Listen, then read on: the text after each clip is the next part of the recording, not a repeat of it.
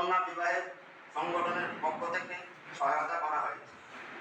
আমাদের নৈতিক অঙ্গীকারের ভিত্তির কথা চিন্তা করে কাজের শিডিউল রেট নির্ধারণ করতে হবে। ডেকোরেশন দেব আগামী দিনে এবং আশা করি আমাদের সফলতা আসবে।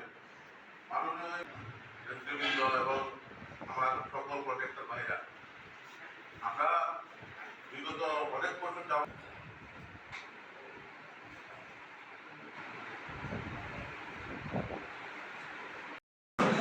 টিএসসিএসিএল এর কন্ট্রাক্টর ইউনিয়নের দ্বিবার্ষিক সম্মেলন। আমরা দীর্ঘদিন যাবৎ টিএসসিএসিএল এর কাজ করছি, কিন্তু আমরা পেমেন্ট ঠিকভাবে পাচ্ছি না এবং প্রতি বছরের না যে সম্মেলন করতে হয় তার জন্য আমরা এই সম্মেলন শুরু করেছি।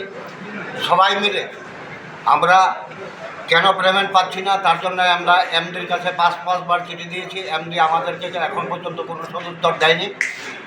তাই আগামী দিনে আমরা সবাই মিলে এমডির কাছে আবার চিঠি দেব।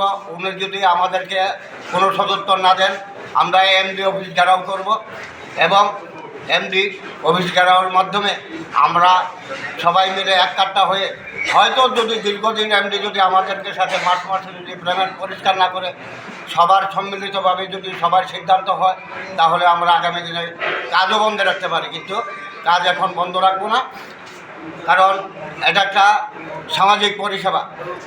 তার জন্য এমডি যদি আমাদেরকে কোনো সুরাহ উত্তর না দেয়, তাহলে ভবিষ্যতে আমরা কাজ বন্ধ রাখবো। এই দপ্তরে যিনি মন্ত্রী আছে, ওনার সাথে কি এই ব্যাপারে আপনার কথা হয়েছে? না, আমার মন্ত্রীর সাথে কোনো কথা হয়নি, কিন্তু আমরা মন্ত্রীর কাছেও যাব। হ্যাঁ, মন্ত্রীর কাছেও 3টা চিঠি দিয়েছি, এখন পর্যন্ত কোনো উত্তর আসেনি। আগামী কতদিনের পরে আপনারা আন্দোলনে নামবেন যদি আপনারা সুউত্তর না পান? 1 মাসের মধ্যে। 1 মাস, 1 মাসের ভিতরে 31শে মার্চের পর আন্দোলনে যাব, যদি আমরা সময় মতো পেমেন্ট না পাই। আপনার পরিচয়